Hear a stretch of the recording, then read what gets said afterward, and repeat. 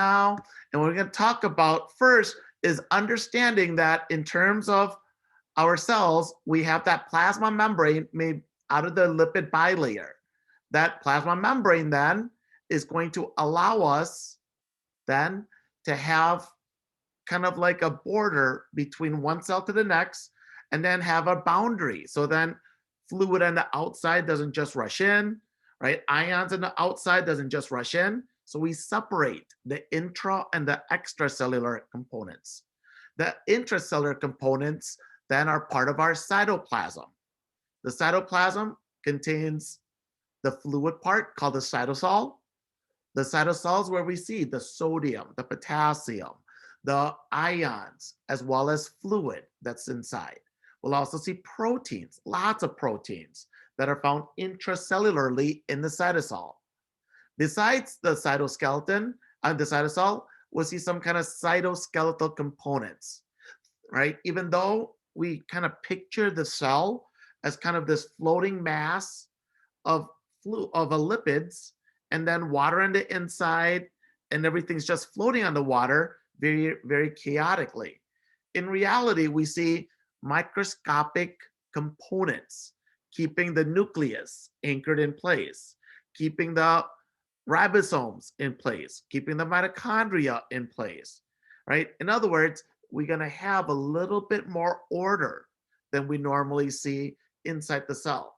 And the reason for that is because we have a cytoskeleton that allows us to make sure that the nucleus is in a specific place, where the lysosomes are in a specific place.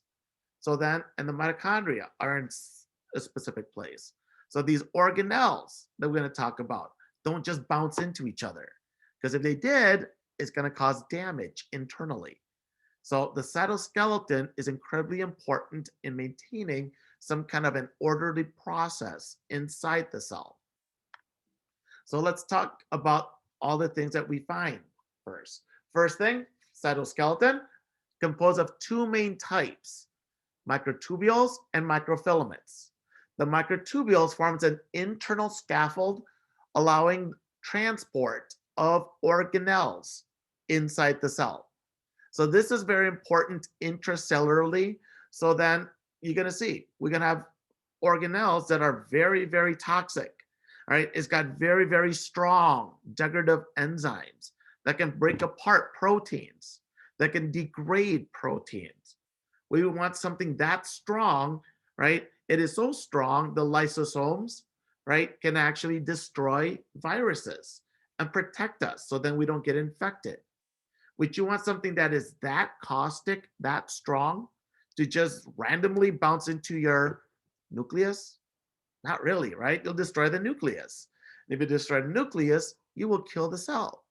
So we have this internal scaffold that kind of makes sure that all these organelles are moving or placed in a completely different location than the lysosomes, right? So then the lysosomes doesn't just go and break apart the nucleus. The lysosomes don't just freely float around and accidentally hit your mitochondria, right? There's a little bit more structure than that.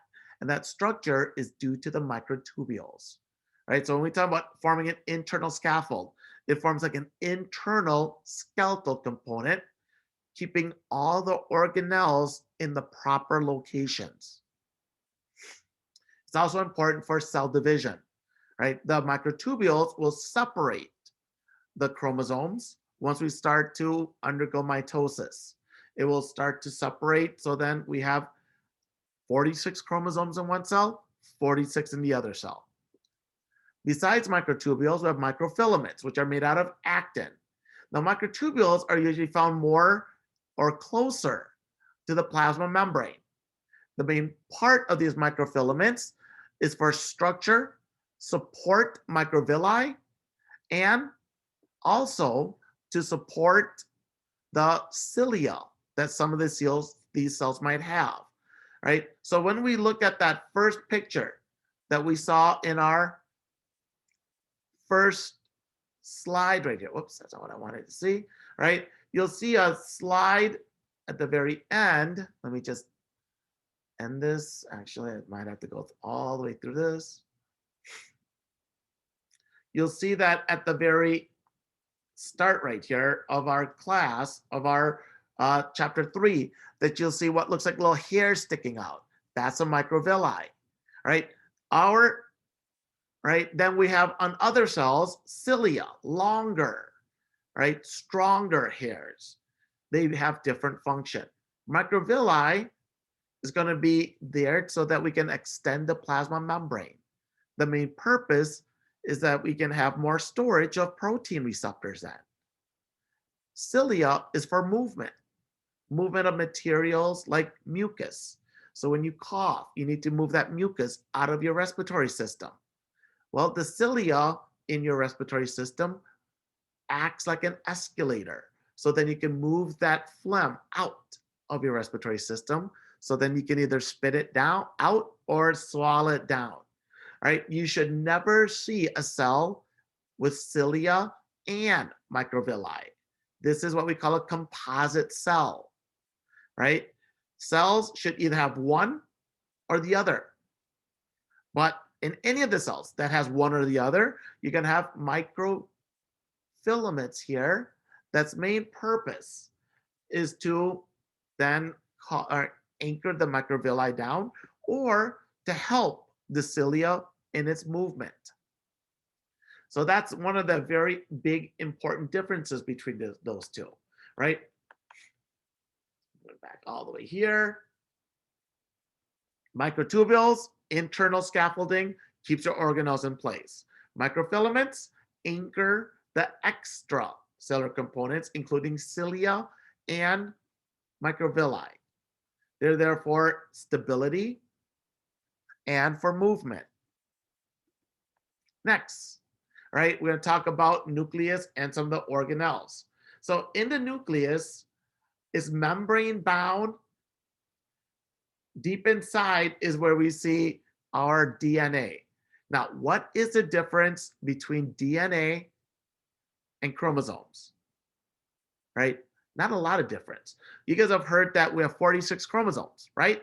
We don't have 46 different chromosomes, 1 to 46, right? You don't have 1, 2, 3, 4, 23, 24, 25, 26, up to 46, right? What we have are 2 sets of 23 chromosomes. You get one set of 23, 1 to 23, from our mother. You get the other set of 23 from our father. So you have chromosome number 1 from mom, and you only have a homologous chromosome number 1 from dad. So if I look at chromosome number 1 from mom and chromosome number 1 from dad, they'll code for similar proteins. It could be for melanin, for your eyes, right, and your iris. Mom might code for the green color. Dad might code for the brown color. But both of them are going to code for eye color of some form. They just code for it differently. Now, that's in the chromosomes right there. Chromosomes are nothing more than the double strands of DNA that are bound and wrapped around proteins. So when we talk about chromosomes, they are the double strands of DNA. We have 46 chromosomes, 2 sets of 23. We have 2 sets of 23 double strands of DNA. Right? So they mean the same thing. Now, every cell of our body should have identical chromosomes, except 2 areas. One, red blood cells have no nucleus, they have no organelles. Because of that, you don't have any kind of nuclear DNA. There are no organelles in a red blood cell. The other example of where you see different types of DNA in our body is in our gametes, in a woman's ovaries and their oocytes, right? The egg, the male testes, and then inside when we produce sperm. Well, in sperm, you don't want 46 chromosomes, right? In the egg, you don't want 46 chromosomes. You want to have them. You want one set of 23 chromosomes in the sperm. You want another 23 in the egg. When there's fertilization, there's fusion. Now you have the 2 sets of 23, right? So the only areas of our body where we see that there's differences in the nuclear DNA, is one in the gametes, right? In the sex cells, the ovaries or the oocytes, and the testes and the sperm cells. And of course, in red blood cells, there's no nucleus at all. So you're not going to have DNA at all there. Every other cell in the body, doesn't matter if it's cheek cell for a cheek swab or a bone marrow cell that we think is a lot more important, right? Every cell in the body contains the same DNA. But one is more important than the other, right? The cheek cell, you can lose it. There's another one underneath it. Whereas the bone marrow cell, if they start to, you lose that, you lose ability to make red blood cells, white blood cells. Really bad. The difference between those two, even though they share the identical chromosomes, right, is that in some cells, certain aspect of the chromosomes are turned off. In other cells, they're turned on, right? So some genes are turned off in some cells, some genes are more active in some cells. Now, but they still have the same DNA. In terms of chromosome structure, now this is where it can also get confusing. Remember, one chromosome, this is one chromosome right here, is one double-stranded DNA. When we undergo DNA replication, we usually add a second chromosome. So now we should have two chromosomes, right? But if you look in the middle, they're connected to each other by this red centromere. When they're connected, they don't count as separate chromosomes, right? This only counts as one chromosome, even though you have the genetic material for two chromosomes, right? Once we separate the chromosomes, just right as soon as in mitosis, as soon as we separate it 1/10 of a micrometer, as soon as we separate it, it counts as separate chromosomes. So there'll be one chromosome, this will be a second, as soon as we separate.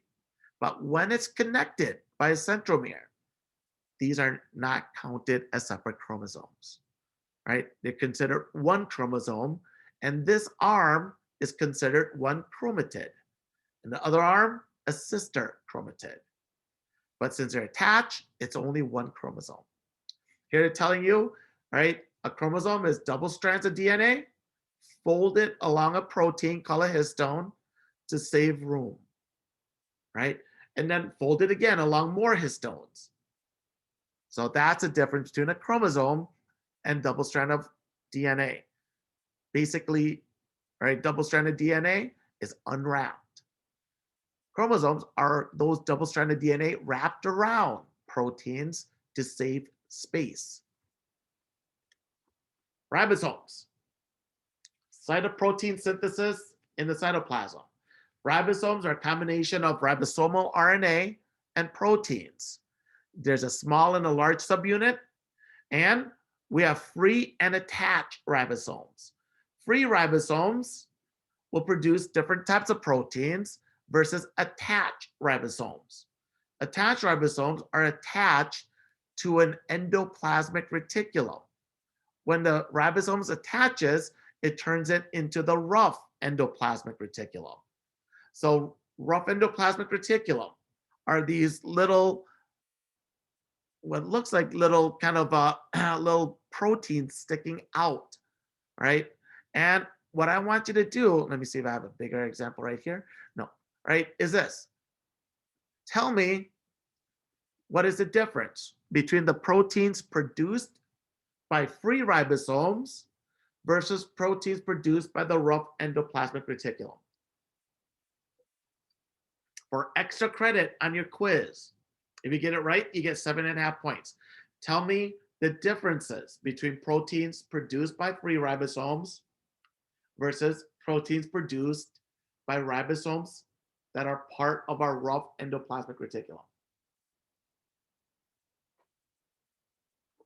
Keep in mind, you should have this slide on your notes. So, right, I want the answers by Friday night.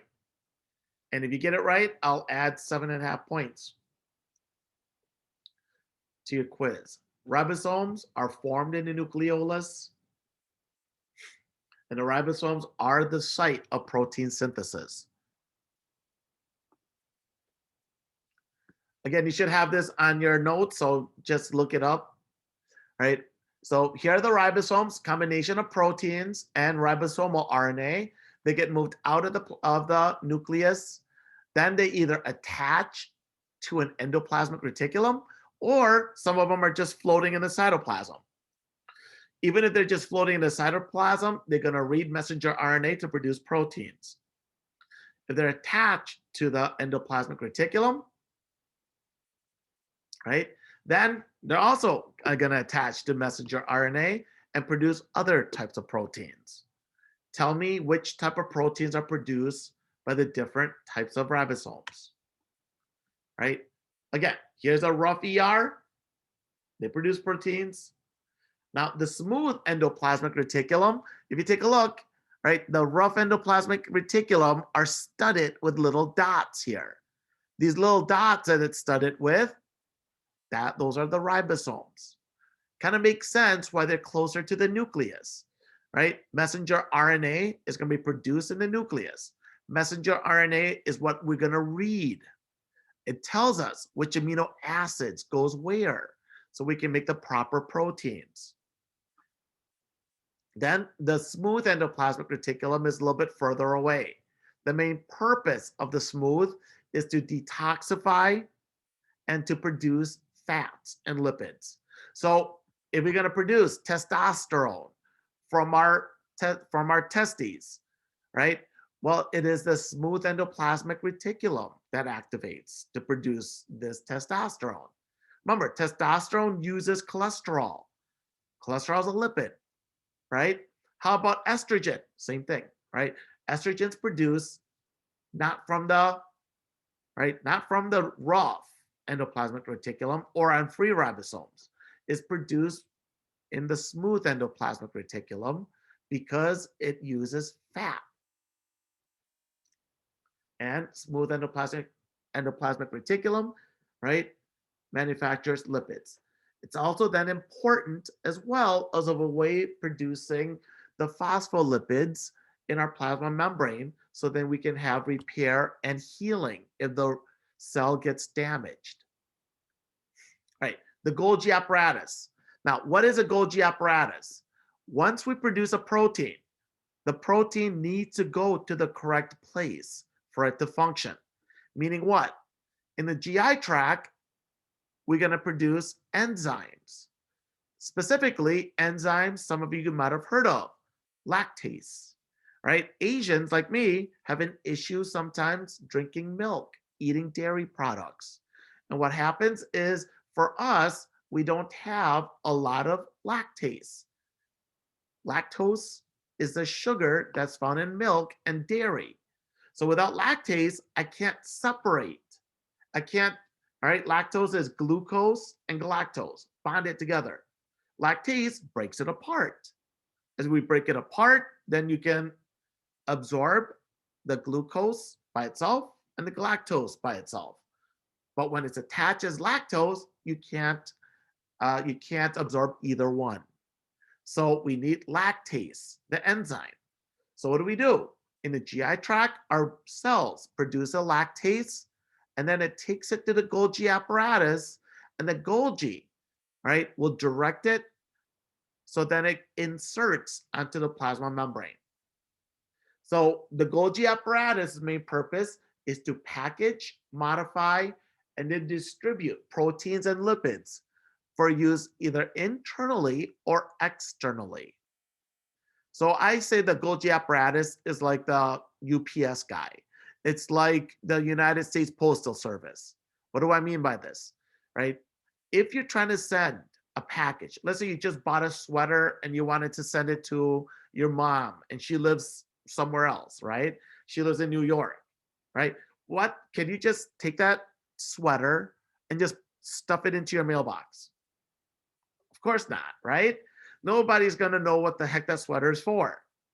So how do I get that sweater I just bought to my mom who lives in New York? Well, first thing I need to do is take that sweater and package it. I put it in a box, right? I put it in a small bag. That's the packaging. Then what I need to do is put little, right, little, addresses to where it should go. So I write down the address, which tells the postman where this package should go, right? So that's part of the distribution and modification. Then what happens if you do all that? You put it in a box, you put the correct address in there, and don't put the postage stamp. Well, if you don't put the postage stamp, you're not getting it going anywhere, right? It's going to stay either in your mailbox or they're not going to accept it at the UPS or USPS drop-off box. They want their money. So you need to put stamps there. By putting the stamp there, you're going to allow that sweater to be moved to the correct place, to be delivered to the correct position, to the correct location. That's a distribution. That's why I say Golgi Apparatus is like our postal service, right? Its main job is to receive that package, the proteins that you just made, then it's going to modify it a little bit, package it in a different way, putting a new bag over it, a box for the sweater. Then it's going to put all right, you got to put the addresses in there, right? You got to modify it. You got to put stamps on it. So then we can actually send it to the correct position. In other words, you can't just make the protein and expect it to go to the correct position. You need to make the protein, then move it to the Golgi apparatus. The Golgi repackages your protein, puts tags on it, so then it can go to the correct position. That's the main purpose of the Golgi, right? And that's what we see here. You're making the protein. Then you're going to send that protein to the Golgi. The Golgi repackages it and sends it to the correct position. Now, next one, lysosomes. What are lysosomes? Lysosomes are incredibly important. These are the trash compactors of our cells. They receive either damaged proteins and organelles from your cell, or if it's a white blood cell, right? White blood cells, like macrophages, will go around your body and swallow any virus or pathogen. As you swallow it up, that white blood cell can actually get infected with the virus if you don't kill it right away. Think of HIV, right? So what do? Once a virus or something goes into our cell, our white blood cell, we need a way to destroy it. That's what the lysosome's main purpose is. Right here, we've picked up some cellular component. It can be a virus, it can be a bacteria, and now we bring it in. As we introduce it into our cells, white blood cells, are going to also be infected with it unless we kill that virus, unless we kill that bacterium. That's where the lysosome is going to then move towards our vesicle. The vesicle is going to be full of viruses. And what we're going to do then, the lysosome fuses with the vesicle with all the viruses. As it fuses, the lysosome contains lots of strong enzymes. The enzymes then start breaking apart the virus, neutralizing it and killing it. Right? Lysosomes, they are the trash compactors, right? They're the ones that gets rid of any material that's brought into the cell. They're the ones that gets rid of any old damaged organelles. You might have a mitochondria that's gotten old and it's no longer working. So you need to get rid of it. You send it and allow it to fuse with a lysosome. The lysosome fusion then allows us to then destroy, right, what you just brought in. Perfect. Now, lysosomes are different than peroxisomes. Peroxisomes contains enzymes that breaks down fatty acids, and I'm going to highlight this. Anything that's highlighted, you might see it on a quiz or test, right? So it's important to break down fatty acids and amino acids. This allows certain cells that has a lot of peroxisomes to use fats and amino acids as a fuel source. Your liver is going to have a lot of peroxisomes. Your liver is also going to have a lot of lysosomes, right? Peroxisomes also is important for drug detoxification. You guys have heard when people are alcoholics, what is the first organ that starts becoming right bad, that starts dying off? The liver, right? The most common cause of liver failure, of cirrhosis, is alcoholism. Why? It's because that's where alcohol gets detoxified. It's in the liver cells, and the liver cells has increased amount of peroxisomes. Mitochondria. Mitochondria, major site of ATP synthesis. Because I've heard there's a powerhouse of the cell, right? Now, what happens is this. The mitochondria has an external membrane called the outer membrane, and an internal membrane. In between, it's got a little bit of space in between, right? That intermembrane space is very important, right? Why? Because we're going to use that space to move ions, hydrogen, from inside the mitochondria, in the matrix, the internal aspect of the mitochondria. We're going to move hydrogen from that internal aspect to the space. It's going to create a proton motive force. It's going to create then ions, hydrogen. So I'm going to create this, I'm going to pump all the hydrogen from inside the matrix to the space. As all that hydrogen goes into space, you have a lot of hydrogen in the space. Very low in the matrix now. That's going to allow for a hydrogen gradient that will eventually allow us to produce ATP. Now we'll go more into detail about it, probably in chapter 9, and a lot more detail next semester.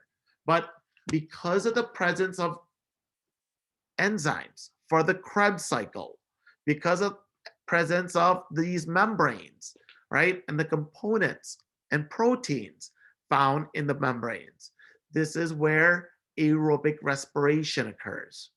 This is where mitochondrial electron transport occurs. So it becomes very important for ATP synthesis. Without the mitochondria, we produce about 2 net ATPs for every glucose molecule. That's not a lot of ATPs, right? By the way, this is why we die when there's no oxygen. We die because without oxygen, the mitochondria is not functional.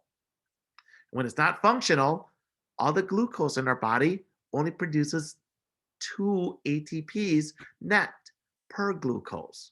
That's not enough for our cells to survive. And they die because it's not producing enough energy, right? Now, what else do we see with mitochondria? Contains its own DNA. So every other thing is coded for in the nucleus. The ribosomes coded for in the nucleus, right? The cytoskeletal components coded for in the nucleus. The mitochondria isn't coded for in the nucleus. We believe early on in evolution, our eukaryotic cells somehow, right, were able to receive the mitochondria, then use the mitochondria in a symbiotic, mutualistic way, right? So then both the mitochondria, which we believe were some like really, right, immature form of a bacterium, right? The mitochondria got incorporated into our cells. Now, when that happens, both the mitochondria and our cells, one, mitochondria produces the ATPs, which our cells needed. Now our cells can grow, become more complex because there's more energy. The mitochondria wins because now it's receiving lots of glucose, lots of oxygen. So it wins too. So there's a belief, and I believe it's more a theory now, it's pretty set right now, that mitochondria work from an external source. There's no other reason for mitochondria to have its own DNA. Now, what other things are important for mitochondria? it's maternally inherited only, right? Meaning that all of our mitochondria comes from our mothers.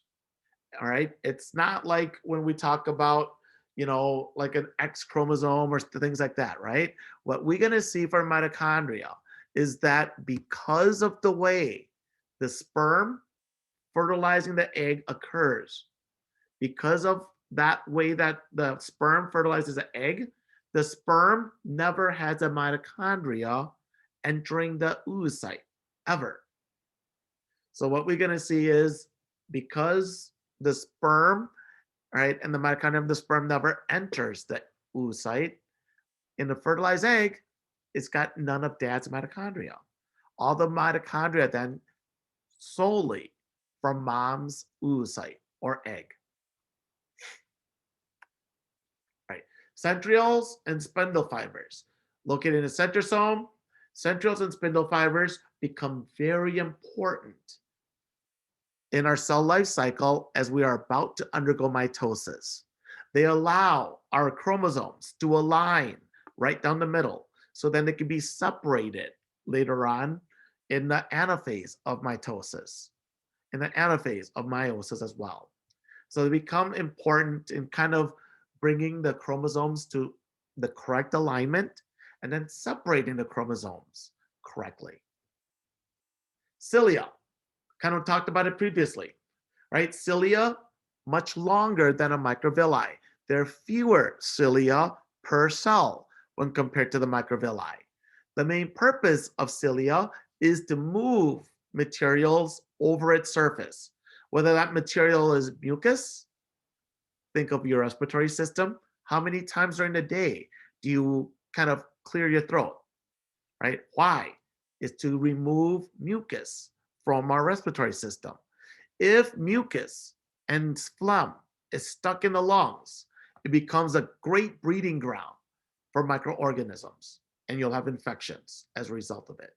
Cilia moves that mucus so then you can get rid of it, either by spitting it out, which is pretty gross for everybody around you, or by swallowing it, which is pretty gross for you, right? So there's no real good way of getting rid of it. Flagellum, only one per cell. Usually the only functional component is found in a sperm cell. Now, you'll hear that it's got a 9+2 arrangement, 9 dynein arms, right, surrounding 2 in the middle, right? Just understand that flagellum is made out of dynein arms and that there's only one per cell, and the only time we really see it functional is in the sperm cell. The last one, microvilli. Unlike what we saw with cilia, where there's a few of them but not many, unlike the flagellum where there's only one, there's going to be tons of microvilli.